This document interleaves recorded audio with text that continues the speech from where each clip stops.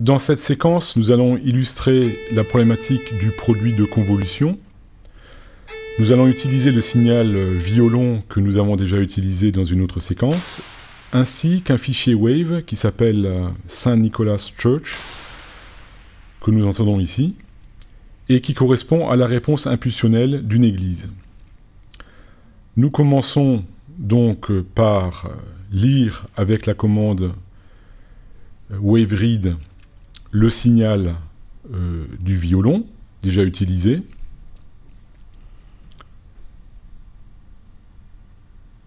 Voilà qui est fait. On va regarder la fréquence d'échantillonnage de ce signal à 44 100 Hz et on regarde également le signal d'entrée. Voilà, FS à 44 100 Hz, donc cette fameuse fréquence d'échantillonnage standard des compacts disques audio.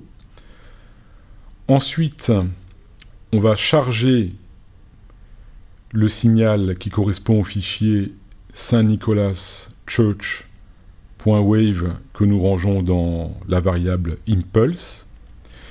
Et en fait, c'est un fichier dans lequel il y a deux canaux, gauche et droit.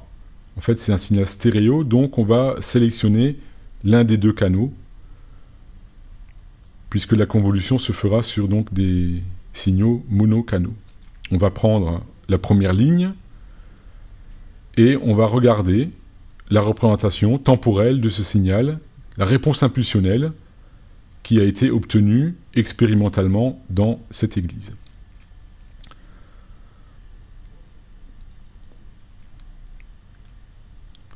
Nous utilisons ensuite